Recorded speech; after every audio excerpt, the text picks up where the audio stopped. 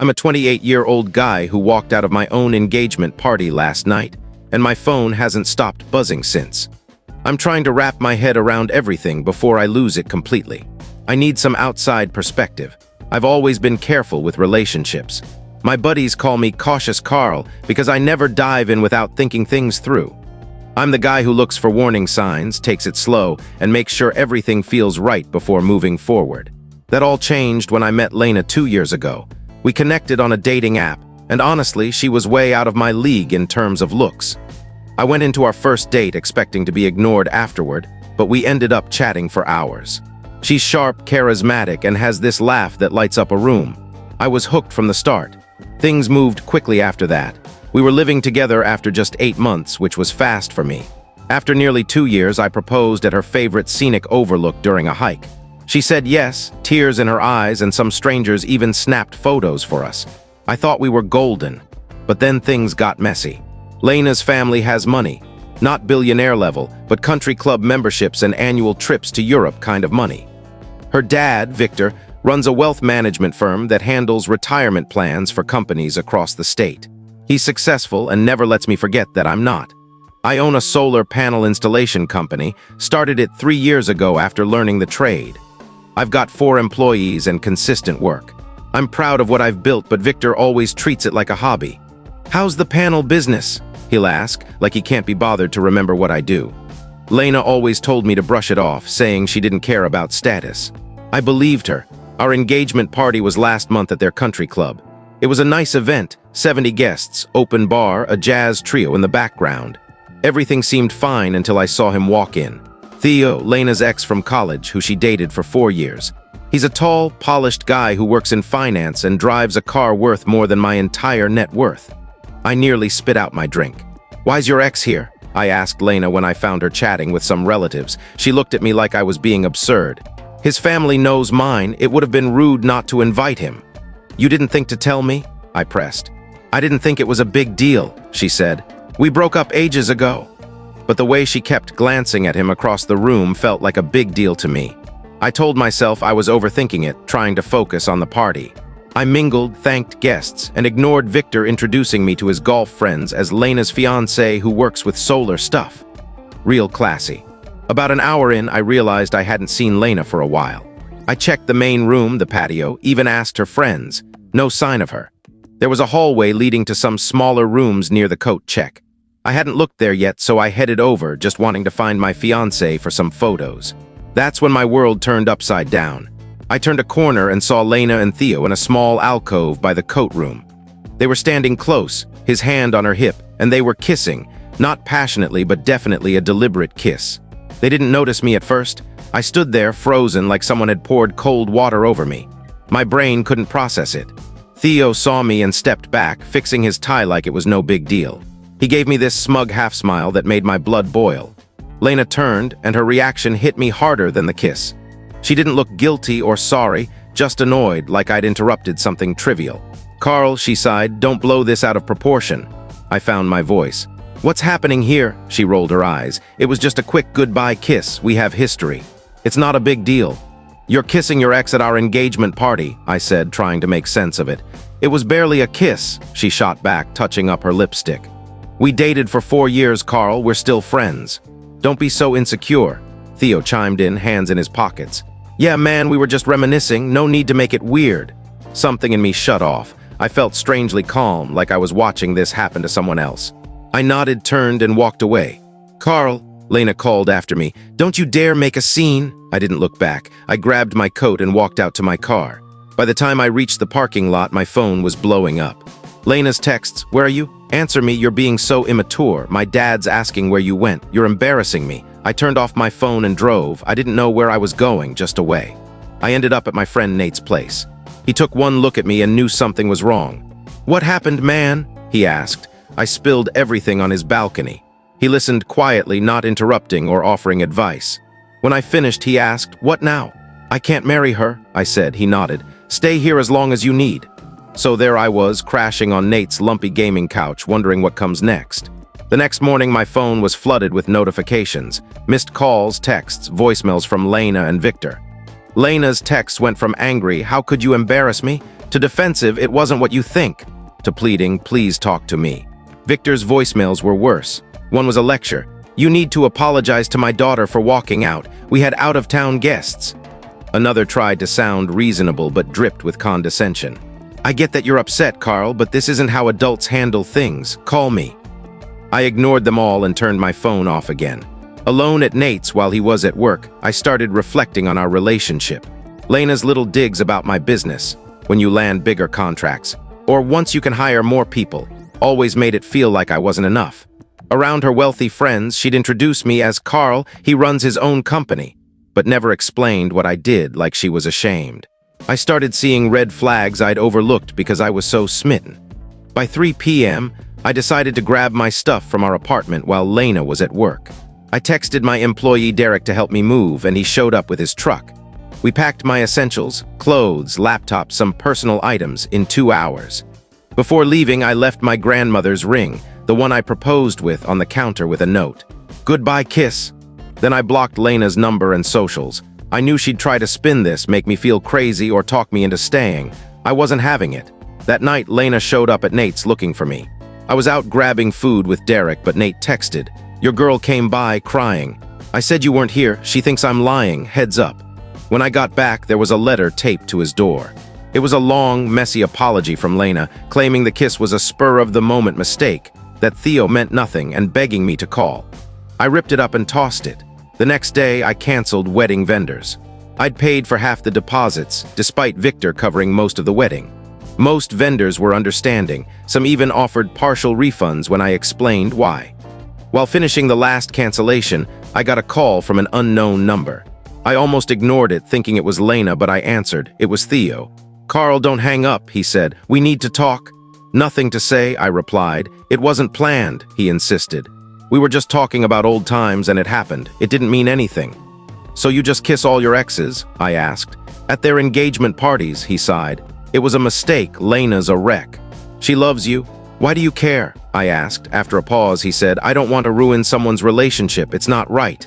"You didn't ruin it," I said. "Lena did when she kissed you back. I'm done." I hung up and blocked him. Later, Victor called multiple times before I answered. "What?" I snapped.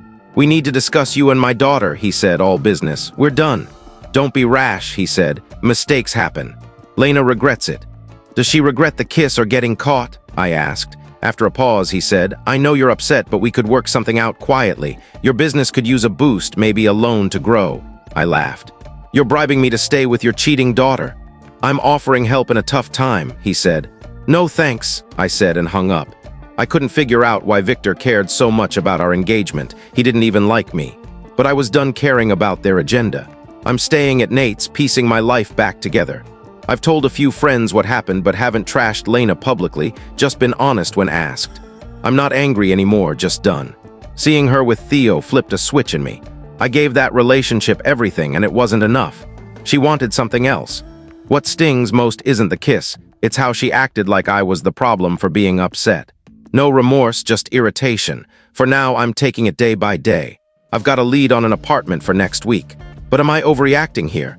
1 week later, it's been a week since the engagement party mess, and a lot has gone down. I signed a 6-month lease on a modest 1-bedroom apartment in a decent area. Lena doesn't know where I am. I moved in 3 days ago with the stuff I took from our old place. It's bare bones, a mattress on the floor, my TV on a storage bin, my laptop. Bachelor life, right? I thought a new place would give me space to think, but Lena had other plans. On Monday, she showed up at my worksite. We were installing solar panels at a suburban house when her sleek sedan pulled up. I was on the roof with 2 employees when Derek, on the ground, shouted, "Boss, your fiancé's here." "Ex-fiancé," I corrected, climbing down. Lena stood there in a fancy dress and heels, out of place among our trucks and tools. The homeowner was watching, making it awkward. "We need to talk," Lena said loudly.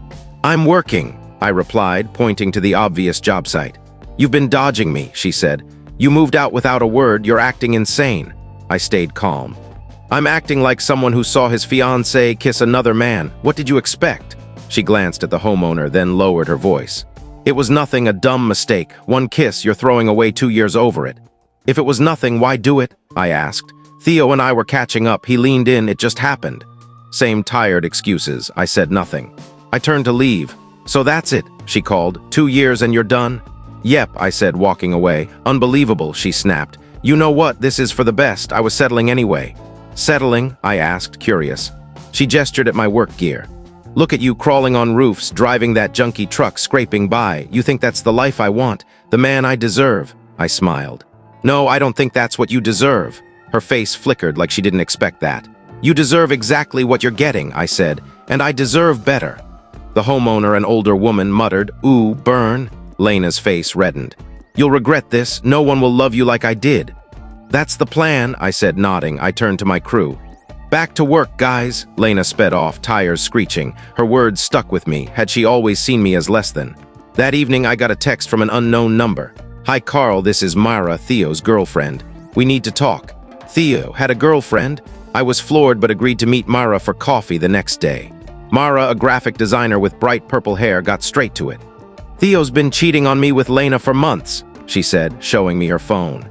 There were screenshots of texts between Theo and Lena going back 4 months, plans to meet, hotel stays, explicit messages. One text from Lena sent 2 weeks before our party read, Carl's contacts are great for my interior design startup. Once it's off the ground, we'll figure us out. I felt nauseous. She was using my industry connections built over years to launch her business. How'd you find these? I asked. Theo left his tablet logged in, Mara said. I wasn't snooping, just wanted Netflix. The messages popped up. She showed hotel receipts and credit card charges, including one from the night before our party. That kiss wasn't random, Mara said. They've been hooking up regularly. It added up Lena's late work nights, her phone always face down, her defensiveness when I asked about her day. I'm sorry, Mara said. You deserve to know. Thanks, I said. This proves I made the right call. Mara nodded. I wish I'd known sooner. 3 years wasted on Theo. We realized Theo was with Mara the whole time I was with Lena, and they'd been sneaking around at least 15 to 20 times. Later, Lena's friend Tara called. I can't believe what Lena's saying about you, she said. She's telling everyone you were controlling and jealous, and she's glad you're gone. Is she now? I said. It's lies, Tara said.